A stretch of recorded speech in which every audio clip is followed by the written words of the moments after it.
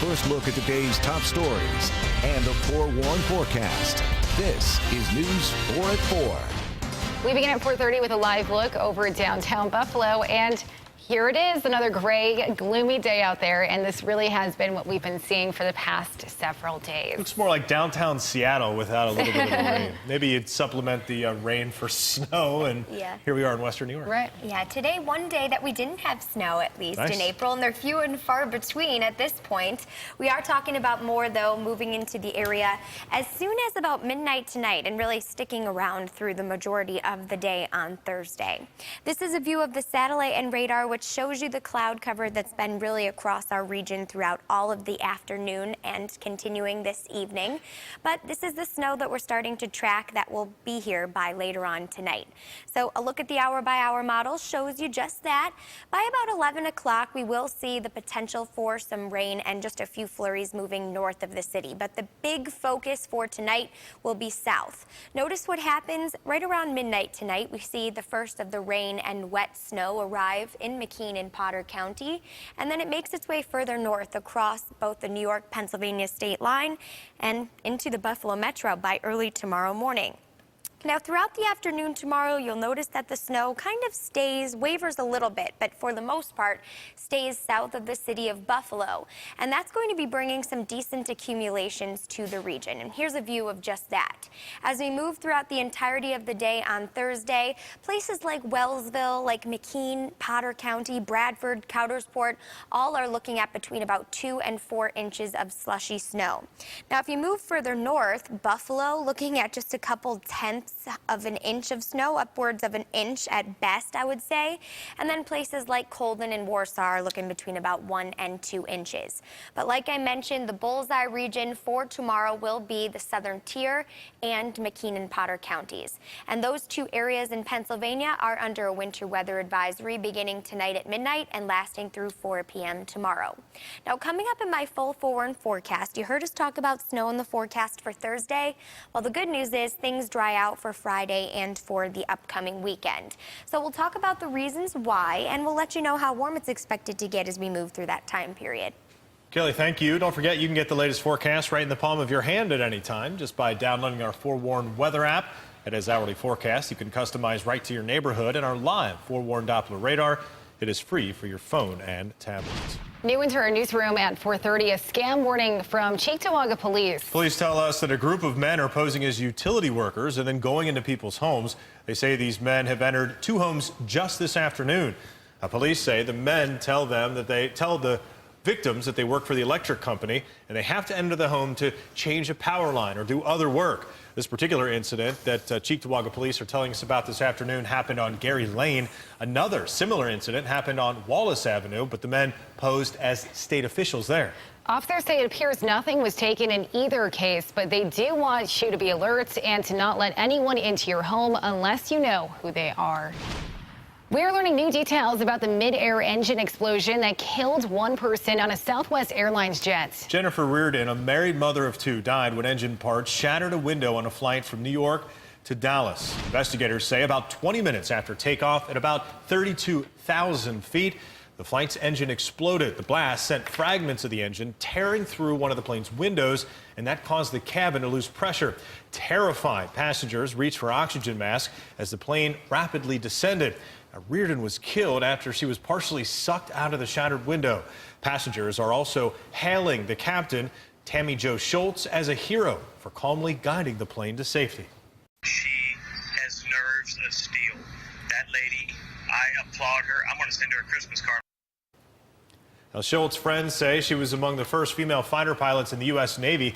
Tuesday's engine failure isn't the first for Southwest, linked to metal fatigue. In 2016, a similar event happened on a flight to Orlando. That flight landed safely with no one hurt, but metal from engines have sliced into the main body of aircrafts before. We are following a few developing stories this afternoon. 6 children are hurt after a bus crashed into a tractor trailer in Florida. The crash happened just after 6 o'clock this morning in Brooksville, Florida. Officials say a truck collided with a school bus, causing it to overturn. A total of 18 children were on board. 6 children hurt in the crash were taken to nearby hospitals. Officials with the Florida Highway Patrol say they are expected to be okay. The driver of the semi was cited for a violation of a traffic signal. The sixth member of the Hart family has been confirmed dead after their SUV went off a cliff in California last month. Officials identified the body of 12-year-old Sierra Hart. Police say the driver, Jennifer Hart, and her wife, Sarah, were in the SUV with their family when it plunged off the cliff. Investigators believe it may have been swept away by ocean currents. Two of the couple's 6 adopted children are still missing. Authorities believe the crash may have been intentional. Electronic billboards are now up in several states showing the face of the grandma wanted for murder. Authorities are searching for 56-year-old Lois Reese. She's a person of interest in her husband's murder in Minnesota. Authorities say she then went to Fort Myers, Florida, where she killed a woman who resembled her so she could steal her identification. Reese is now believed to be driving that woman's 2005 white Acura. She was last seen and last known to be in the Corpus Christi, Texas area. Billboards are being used in Texas, New Mexico, Arizona, California, and Nevada. Starbucks will close 8,000 company-owned stores at its corporate offices on May 29th for racial bias training. The announcement comes after 2 public protests and calls to boycott the coffee chain. People are outraged about the arrest of 2 black men at a store in Philadelphia last week.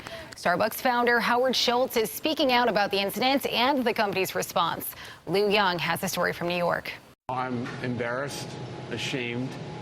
I think what occurred was reprehensible at every single level. The founder of America's ubiquitous coffee house and meeting place is deeply remorseful about last week's arrests in Philadelphia of 2 black men waiting for a business associate, put in cuffs because they hadn't purchased coffee before sitting down. Appearing on CBS this morning, Starbucks founder Howard Schultz says he met with the manager who made that call. She's no longer with the company, but he says is remorseful about how things turned out. Schultz told CBS's Gayle King he expects the woman will meet with the men. I think there's a unique opportunity for her and the 2 gentlemen to sit down and potentially have some kind of reconciliation. Starbucks plans to close 8,000 of its locations on May 29th for company-wide racial bias training, a move that could cost millions in operating losses. I think it might just be a PR move because Starbucks is a big company. I think it's a really good idea. You believe him? I do believe him. This is not going to be a one-day event where we're going to do something and leave. We're going to stay with this. It's going to be significant. It's going to endure, and we're going to transform the way we do business. Lost in the discussion so far is the restrained way the 2 handcuffed men behaved. Schultz noted they were passive in the face of such public unfairness. This, he told Gayle King, could have turned to something much, much worse. Lou Young, CBS News, New York. Governor Andrew Cuomo wants to give felons on parole the right to vote. He made the announcement today at the annual conference for the National Action Network. It would open the polls to more than 35,000 people in New York State, as well as any new felons who enter the parole system. Right now, felons are only allowed to vote if they've completed parole or are on probation.